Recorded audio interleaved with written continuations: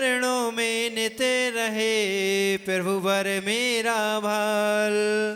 पद्म प्रभु के नमन से हृदय कमल खिल जाए। पद्म प्रभु के नमन से हृदय कमल खिल जाए। चिदानंद मन में जगे स्वात्म तत्व खिल जाए। चिदानंद मन में जगे स्वात्म तत्व खिल जाए। चिदानंद मन में जगे स्वात्म तत्व खिल जाए।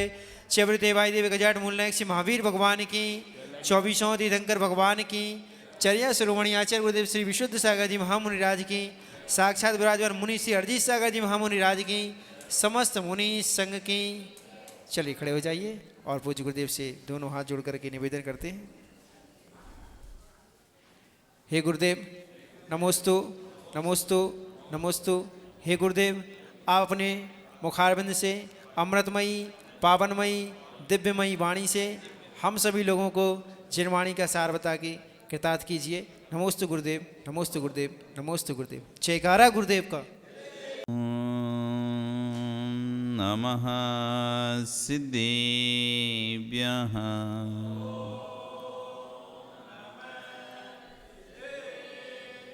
ॐ नमः सिद्धेभ्यः।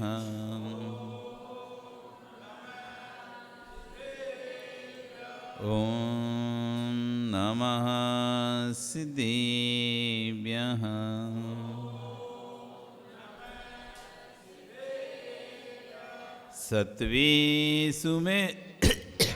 सत्वेषु मैत्रीं गुणिषु प्रमोदं क्लिष्टेषु जीवेषु कृपावरतं माध्यस्थभावं विपरीतवृत्तं सदा ममात्मा विदधातु देव। सदा ममात्मा विदधातु देव। सदा ममात्मा विदधातु देव। नमो अरिहन्ताणं नमो सिद्धाणं नमो आयर्याणं नमो वज्रायाणं नमो लोये सव्यसाहुणं। बोले अनंत अनंत से परमेष्ठी भगवानी की, आदिरुम आदिनाथ भगवानी की, वर्तमान शासन महावीर भगवानी की, आचार्य श्री अमित गति स्वामी महाराज जी की, आचार्य गुरु श्री क्षण विश्व सागर जी महाराज जी की, अहिंसा में विश्व धर्म की, साक्षात विराजमान मुनि श्री 108 अरजीत सागर जी महामुनि राज की, समस्त मुनि संघ की। जयकारा गुरुदेव का। भवबंधु वर्तमान शासन नहीं, वर्धमान स्वामी के शासन में तीर्थंकर प्रभु की चरण निष्ठा में बैठकर हम सभी जिन देशना का श्रवण कर रहे हैं।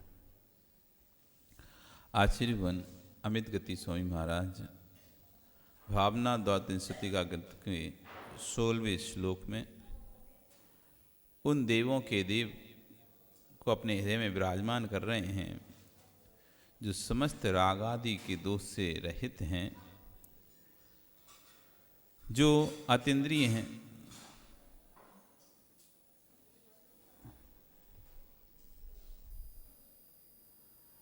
अविनाशी हैं, ज्ञान स्वभावी हैं। उनकी यहाँ पर आराधना करते हुए कह रहे हैं, क्रौणीकृता शेष शरीर वर्गा रागादयो यस्य न सन्ति दोषा निरिन्द्रियो ज्ञानमयो न पाया सदैव देवो हृदय ममस्तम्। क्रौणीकृता शेष शरीर वर्गा, जो शरीर से सहित हैं, ऐसे प्राणियों के समस्त समूह को प्राप्त करने वाले रागादयो, राग आदि से जिसने संपूर्ण जीवों को व्याप्त कर लिया है, जिस राग आदि ने संपूर्ण जीवों को अपने बस में कर लिया है, यस्य ना संति दोषा, भय दोष जिनके नहीं पाया जाता। जिस राग आदि से संपूर्ण समस्त जगत के सभी प्राणी परेशान हैं या कह लें कि बस में हैं, वह राग आदि दोष जिनमें नहीं पाया जाता, जो निरिंद्रिय अतीन्द्रिय इंद्रियों से रहित हैं, ज्ञानमयी है, अनपाया अविनाशी हैं, ऐसे देवों के देव मेरे हृदय में विराजमान हों। इस तरह आचार्यगण ने 16वें श्लोक में अपनी बात कही। अब इसी पर आचार्य विश्वेश्वर जी महाराज अपनी देशना को दे रहे हैं। आचार्यगण प्रवर अमित गति स्वामी महाराज भावना दर्शनिका ग्रंथ में, जहाँ ध्रुव धाम ज्ञाक स्वामी भगवान आत्मा के अखंड स्वभाव का व्याख्यान कर रहे हैं। अज्ञ जीव ने वीतराग वाणी को ना समझकर तात्कालीन सुख का मोह बांध कर रखा है। वीतराग वाणी को ना समझकर तात्कालीन सुख में ही अपना मोह बांध कर रखा है। वस्तुत्व को ना समझते हुए और उसकी विभाव दशाओं को देखते देखते उसी में ही राग कर बैठा है। जहाँ ज्ञानियों को स्वानुभूति होती थी, वहाँ तेरा लक्ष्य ही नहीं जग गया है। जहाँ पर स्वानुभूति का लक्ष्य है, जहाँ पर जिस कार्य से आत्मा की अनुभूति होती है, आत्म कल्याण होता है, वह हमारा लक्ष्य ही नहीं है। आचार्य के जिस कार्य में हमारा आत्म कल्याण है, जिन जिन कार्यों से हमारा आत्म कल्याण होता है, वहाँ पर हमारा लक्ष्य नहीं जाता। और जहाँ पर हमारा कल्याण अवरुद्ध होता है, ऐसे कार्यों में हमारा लक्ष्य जाता है। राग की मिठाई को छोड़कर वीतराग मार्ग पर चल बड़े, वे वीतराग पोधनों का मार्ग ही सत्य मार्ग है। जिन वीतराग मुनियों ने राग के साधनों को छोड़ा, राग की मिठाई को छोड़कर वीतराग की मार्ग पर चले हैं, वही मार्ग सत्य मार्ग है। यानी मुनि मार्ग ही सत्य मार्ग है। परंतु सत्य मार्ग पर चलना बड़ा दुष्कर है। ये मार्ग जाना तो जा सकता है, लेकिन चलना बड़ा कठिन है। आप 28 मूल गुणों के बारे में जान तो सकते हो, पढ़ भी सकते हो, उनकी व्याख्यान भी कर सकते हो, लेकिन उसको जीना बड़ा कठिन होता है।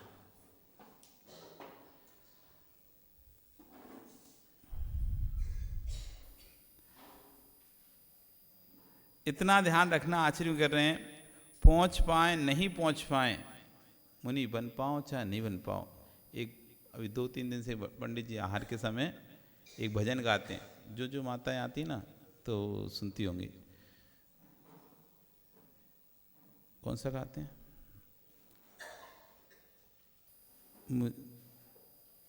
इन कठिन वितों को पालना बच्चों का है।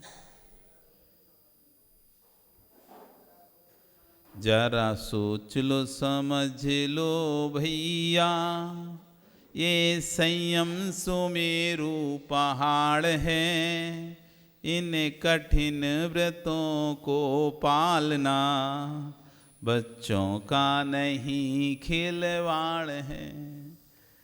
कहीं पैर में छाले होंगे, कहीं पैर कट जाएंगे, कहीं भूख की वेदना होगी, कहीं प्यास से कंठ सूख जाएंगे। ये मुनिव्रत पालना नहीं आसान है, ये संयम से मेरु का भार है, इन कठिन व्रतों को पालना बच्चों का नहीं खिलवाड़ है। आशीर्वाद क्या कह रहे हैं कि वीतराग मार्ग तपोधन सत्य मार्ग है, इस पर चलना अत्यंत दुष्कर है। असीधार मार्ग है, असीधार, असी मतलब तलवार। जैसे आपने देखा होगा व्यक्ति जो खेल दिखाने वाले हैं, कोई रस्सी पर खड़े होकर खेल दिखाता है, रस्सी पर चलता है, एकदम अपना नपातुला पैर रख के हाथ में भाला या कुछ भी ले लेता है एक, और फिर चलता है रस्सी पर। तो कह रहे हैं उस पर चलना आसान है, लेकिन तलवार की धार पर चलना, थोड़ा सा भी बैलेंस बिगड़ा तो गए, संयम के प्राण गए। इसलिए इसका नाम है असीधार व्रत। असी इसका दूसरा नाम, मुनि व्रत का कभी दूसरा नाम कोई पूछे, मुनि व्रत का दूसरा नाम क्या है? असीधारा व्रत। असी मतलब तलवार, तलवार की धार पर चलने वाला व्रत है। थोड़ा चूके, जैसे रस्सी पर चलने वाला व्यक्ति थोड़ा सा भी ध्यान चूका और गया, ऐसी इसमें थोड़ा सा भी ध्यान चूका, गए संयम के प्राण। असीधार व्रत है। कितना संभल के चलना होगा, कितना ध्यान रख के चलना पड़ता है। देखने में लग रहा है रस्सी पे चल रहा है, उसकी एकाग्रता देखो। देखने में क्या लगता है, रस्सी पर चल रहा है, या किसी से कोई भी आप जाते हो सर्कस में खेल देखने के लिए, अपन बस खेल दिखा, अपन तो ताली बजाकर आ जाते हैं। अपन ताली बजाकर आ गए, देखकर बहुत अच्छा खेल दिखा रहा है, बहुत अच्छा खेल दिखाया। लेकिन उससे पूछो जो दिखा रहा था, कितनी एकाग्रता चाहिए थी उसे। तुम आनंद ले रहे थे, तुम ताली बजा रहे थे, तुम उसको देख रहे थे, लेकिन वो किसी को नहीं देख रहा था, वो किसी आनंद में नहीं था, वो तुम्हारी तालियां सुनी ही नहीं रहा था। उसका तो पूरा ध्यान अपनी रस्सी पर था।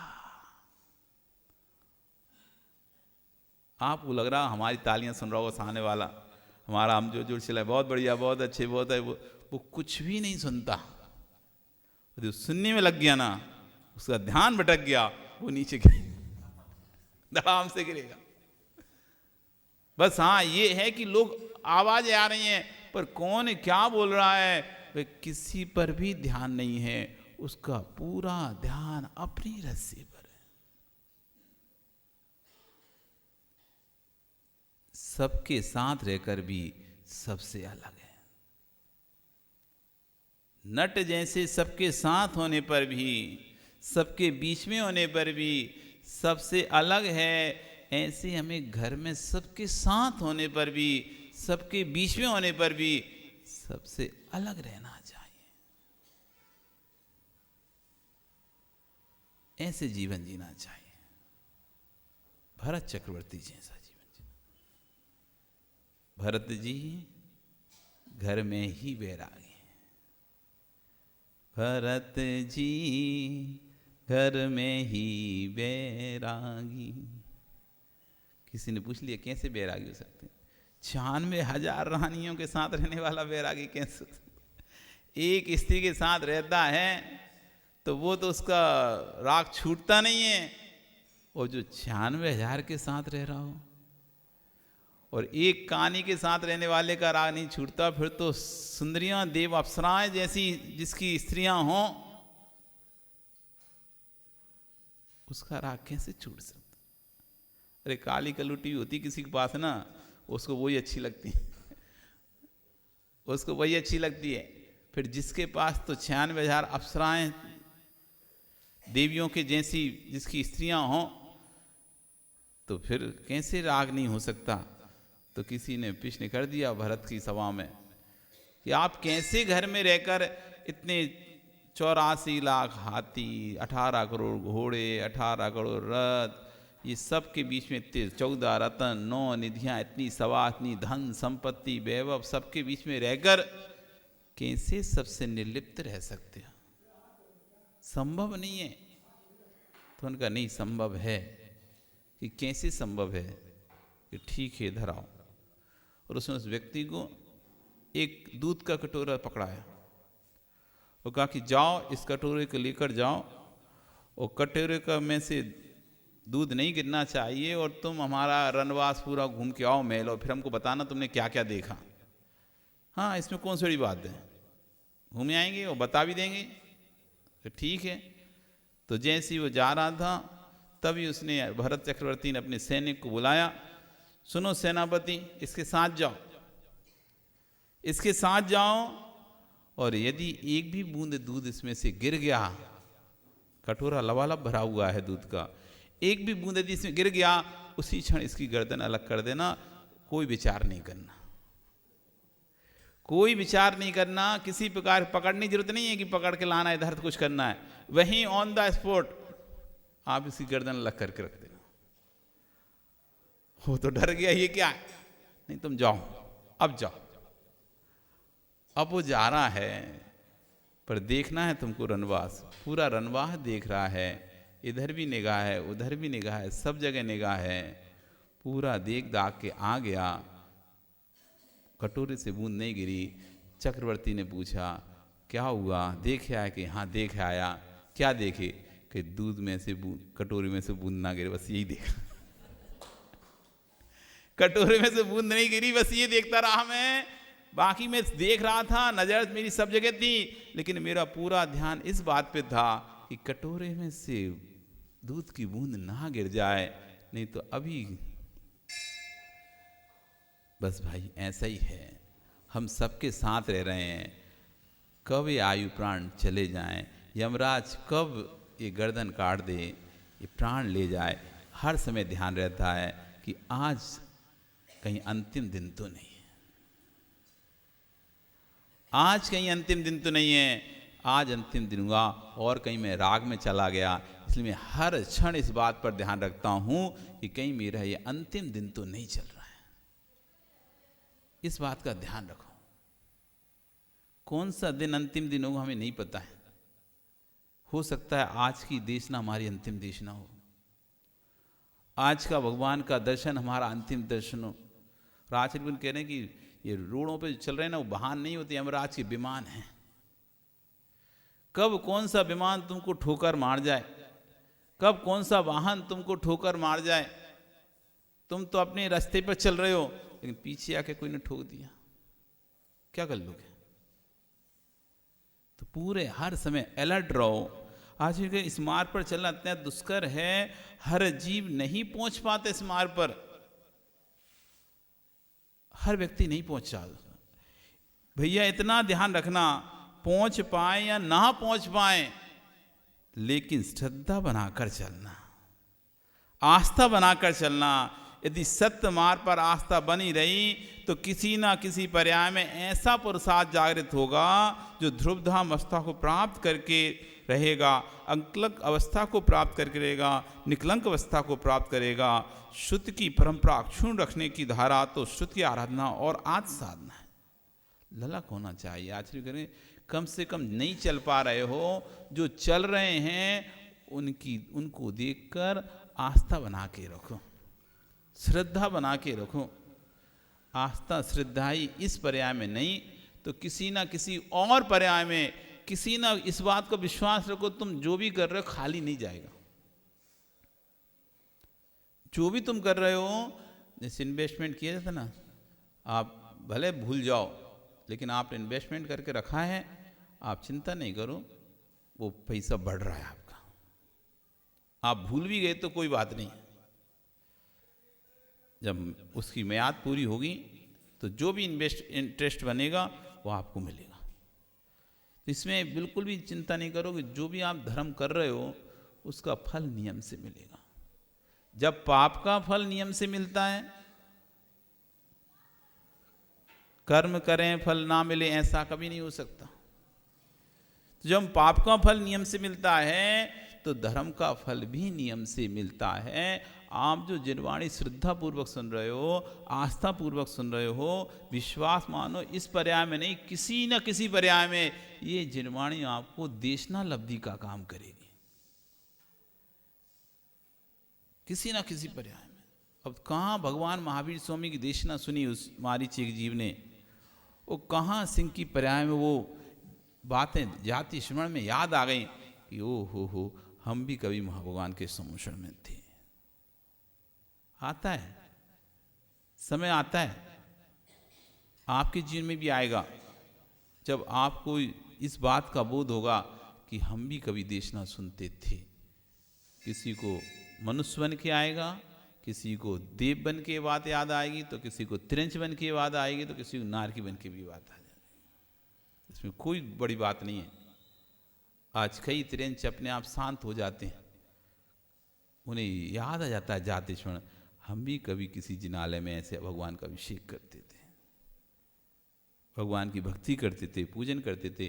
क्योंकि सम्यक दर्शन में एक कारण जाति स्मरण भी है। त्रिंचों और मनुष्यों में तिरंचुर मनुष्यों में सम्यक दर्शन के कारण जाति स्मरण है, पूर्व पर्याय का स्मरण हो जाना, पूर्व भव का स्मरण हो जाना, वो जाति स्मरण कहलाता है। जो पूर्व भव का स्मरण हो जाता है तो भगवान पार्श्वनाथ के जीव को हाथी की पर्याय में जब पूर्व भव का स्मरण हो गया तो शांत हो गया था। ये पहले में मनुष्य था, देखो राग में कितना अंधा हुआ, भाई के राग में अंधा हुआ, समझ ही नहीं पाया और संकलिष्टता के साथ मर गया। देखो मुझे तिरंज बनना पड़ गया। जाति स्मरण होता है और आज भी होता है। जाति स्मरण ऐसा नहीं पंचम चौथे काल में ही होता हुआ, पंचम काल में, अभी वर्तमान काल में देवों का आगमन भले नहीं यहाँ पर, लेकिन सम्यक दर्शन के कारणों में जाति स्मरण का कारण आज भी पंचम काल में है। पंचम काल में आज भी सम्यक दृष्टि जीव पाए जाते हैं और सम्यक दर्शन होता है। ऐसा नहीं कह सकते कि पंचम काल में सम्यक दृष्टि नहीं होती, मिथ्या दृष्टि होती है। हाँ, पंचम काल में जन्म लेने वाला जीव नियम से मिथ्या दृष्टि होता है। जन्म के समय में जो भी पंचम काल में जन्म ले रहे हैं वे नियम से मिथ्यात्व के साथ ही जन्म लेंगे। सम्यक के साथ कोई जन्म नहीं लेता।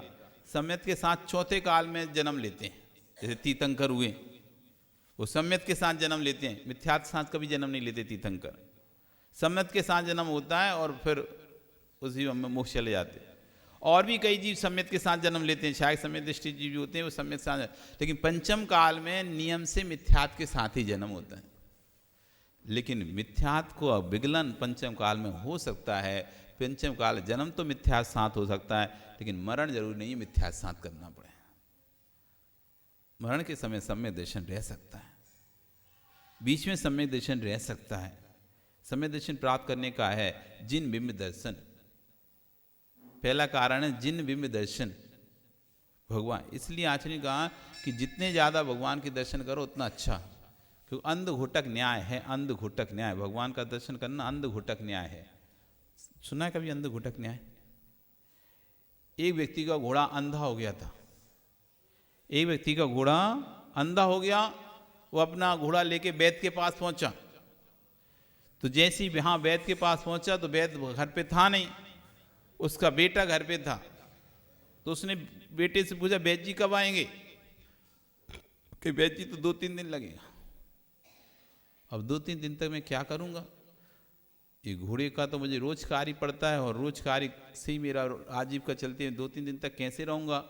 तो बेटे कहे मैं तो कुछ नहीं करता, मैं तो जानता भी नहीं हूँ कौन सी सलाह का है जिससे आँख लगाने पर, अंजन लगाने से आँख की रोशनी वापस आ जाती है, इसलिए मुझे नहीं पता, आप 2 दिन बाद आना। तो व्यक्ति कहता है कि इतना तो बताए कि सलाह कहाँ रखी, वो अंजन कहाँ रखा है। अब बहुत सारे अंजन हैं, कौन सा अंजन लगाऊं मैं इसको? उसने कहा आप एक काम करो, सारे लगा दो इसको। अब फूटे कि क्या फूटेंगे? अब फूट तो गई है, अब लगाओगे भी तो उसकी क्या, और तो ऐसा नहीं और ज़्यादा फूट जाएगी। अब तो आएगी, या तो गई तो गई। तो आप एक एक करो, आप सब एक एक करके लगाओ। तो उसने कहा ठीक है। और बहुत सारे अंजन रखे हुए थे, वो सारे अंजन एक एक सलाख उसकी आंख में लगाता है घोड़े की, और एक सलाख ऐसी फंस जाती है उससे घोड़े की आंखों की ज्योति, नेत्रों की ज्योति वापस आ जाती है। इसे कहा अंध घोटक न्याय, अंधे घोड़े का न्याय। कौन सी सलाह का काम कर जाए, ऐसी कौन से भगवान का हम आपके सम्यक में कारण बन जाए, क्योंकि हर भगवान पर भी हमारा भाव नहीं बैठता, ये भी है। सब प्रतिमाओं पर एक सी आस्था नहीं आती हमारी। किसी किसी भगवान को यहां बैठ के जाप करने का मन हो रहा, यहीं बैठेंगे, यहां शांति मिल रही। किसी को महावीर भगवान अच्छे लग रहे हैं, तो किसी को आदिनाथ भगवान की प्रतिमा पर वो आ रहा है, तो किसी ऊपर 24 में आ रहा है, किसी को आनंद, तो किसी को पंचमेरु में आनंद आ रहा है, तो किसी शिखर की प्रतिमा में शांति मिल रही वहां देखकर, किसी को कोई सी प्रतिमा को देखकर, किसी कोई सी प्रतिमा को देखकर, कोई प्राचीन प्रतिमाओं को देखकर शांति प्राप्त करता है, कोई नवीन प्रतिमा, कितनी सुंदर है नवीन प्रतिमा, कितनी स्वच्छ है, कितनी शांत है। तो सबका अलग अलग वो होता है रिएक्शन प्रतिमाओं को देखकर। पता नहीं कौन सी प्रतिमा को देखकर हमारा हृदय उससे जुड़ जाए और सम्यक की प्राप्ति हो जाए। इस सब प्रतिमाओं के दर्शन करना चाहिए। वेदी पर जितनी प्रतिमा है ना, सबको निहारना चाहिए, एक एक प्रतिमा को निहारना चाहिए। जैसे हमने यहाँ कहा था ना, कल कहा था कि जब जिनवाणी का दर्शन करो तो एक एक पुस्तक को निहारो, एक एक नाम पढ़ो क्या लिखा है, क्या पता कौन से नाम तुम्हारे दिमाग में रह जाए से। कभी अंतिम समय आए तो स्वाध्याय मात्र पढ़ना नहीं है, आप ग्रंथों का भी नाम स्मरण कर लोगी ना, उसका नाम भी स्वाध्याय है। अंतिम समय में जब कोई आंखों पर कानों से सुनाई ना दे रहा हो, आंखों से दिखाई ना दे रहा हो, कोई सुनाने वाला ना हो स्वाध्याय, तो जो ग्रंथों के नाम तुम्हें याद हैं उनका नाम, आचार्य का नाम स्मरण कर लो, ये स्वाध्याय है, ये भी स्वाध्याय है।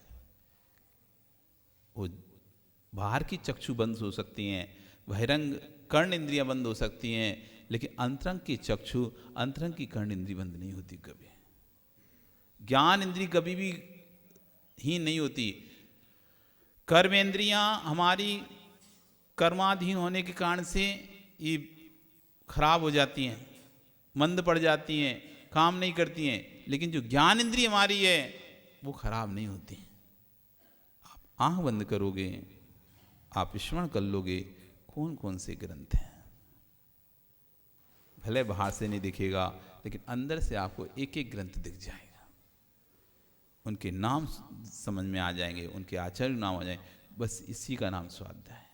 तो आचार्यवन कह रहे हैं ललक होना चाहिए, जिज्ञासा होना चाहिए, उत्साह शक्ति होना चाहिए। आपको ज्ञात है, हमने कल कहा था कि घर घर में जिनवाणी विराजमान करें। ऐसा कोई घर ना हो जिसमें जिनवाणी विराजमान ना हो। जिनके घरों में अस्त्र शस्त्र रखें उनको उठाकर अलग कर देना। कारण पूछो, इतना जोश, इतनी शक्ति आपके अंदर नहीं है कि आप उसका वार आप झेल पाओ। किसी से क्लेश होगा तो घर के ऊपर ही चला पाओगे, बाहर किसी के ऊपर नहीं चला पाओगे। कह रहे हैं कि तुम इतने वीर भी नहीं हो कि अस्त्र शस्त्र घर में रखे हो, कोई किसी को दूसरे ऊपर चला पाओ। क्लेश होगा तो खुद के ऊपर ही चला लोगे, खुद के ऊपर उसका वार कर लोगे, दूसरे के सामने तो हिम्मत वैसे ही नहीं हो पाती, आदमी डर ही जाता है वैसे। तो कह रहे हैं इसलिए अस्त्र शस्त्र को तो कर दो बाहर और जिनवाणी को रखो अंदर। जब आप जैसे महापुरुष हे भरत, जब आप जैसे महापुरुष ने अपना चक्र सगे भाई पर चला दिया तो इनकी क्या बात है भैया।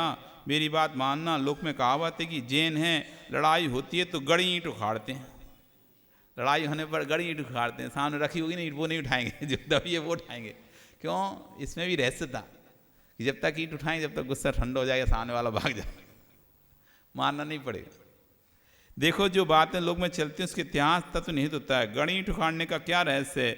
जब तक ही उखाड़ेगा तब तक कसार चली जाएगी, और जिसको मारने वाला था वह भी भाग जाएगा, तो अहिंसा धर्म का पालन हो जाएगा।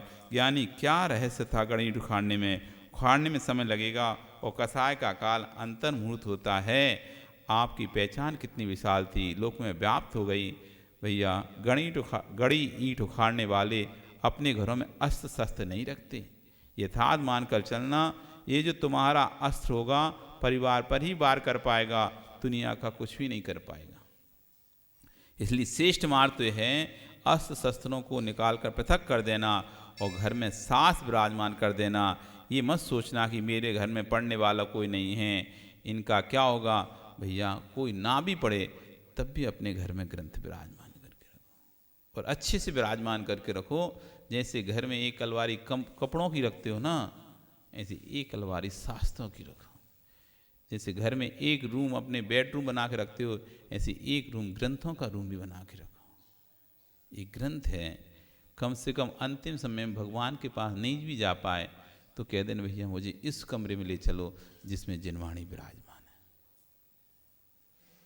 कम देव नहीं, शास्त्र नहीं, देव नहीं, गुरु नहीं है सामने, तो कम शास्त्र तो सामने रहेगा।